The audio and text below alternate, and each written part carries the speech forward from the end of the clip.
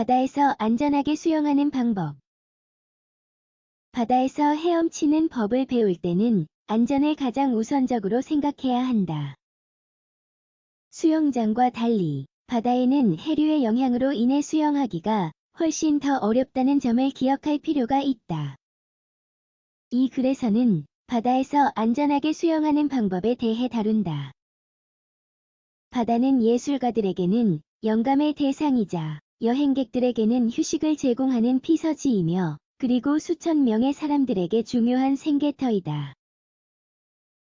또한 바다는 인생에서 가장 단순하고도 안락한 즐거움을 가져다주며 바로 탁 트인 곳에서 유유히 헤엄치는 것이다.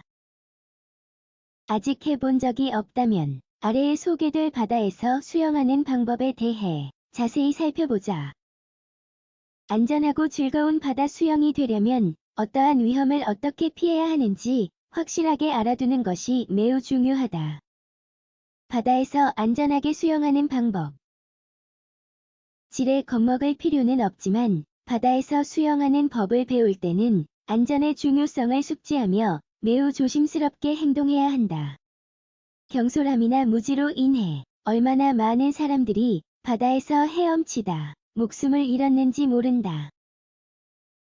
따라서 사고를 예방하려면 몇 가지 안전수칙들을 반드시 알아두고 지켜야 한다. 바다에서 수영하는 것이 안고 있는 위험성은 바로 수영하는 사람의 몸을 물 밑으로 끌어당기는 해류의 움직임에 있다. 그렇기 때문에 해류의 흐름으로부터 벗어나는 방법에 대해 꼭 알아두어야 하는 것이다. 해류에 휘말리게 되면 일단 당황하지 않는다. 해류에 역행하려 하지 않는다. 해류를 거슬러 헤엄치다 보면 에너지를 소진하게 된다. 항상 다른 사람과 함께 수영하며 안전요원과 가까운 거리를 유지한다. 안전요원의 지시사항을 따른다.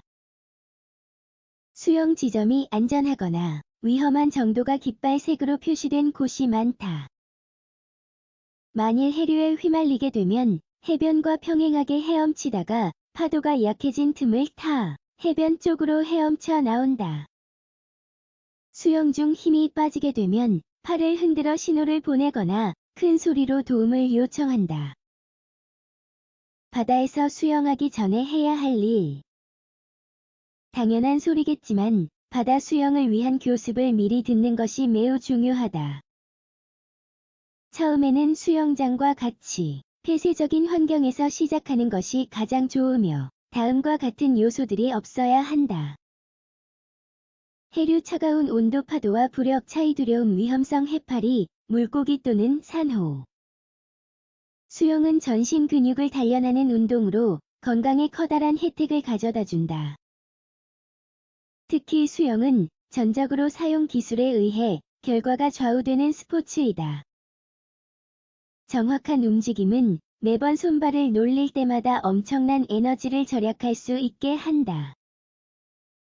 수영 교습을 들으면 수영 자세와 몸의 정렬을 강사로부터 교정받을 수 있다. 따라서 몇 차례의 수영 교습은 두고두고 자산이 되므로 투자할 가치가 있다. 또한 교습을 통해 자신감까지 상승할 것이다. 바다에서 안전하게 수영하기 위한 안전부표. 바다에서 수영할 때는 안전을 위해 고무 안전부표를 사용하는 것이 좋을 수 있다. 강렬한 색상으로 나오기 때문에 멀리서도 잘 보인다.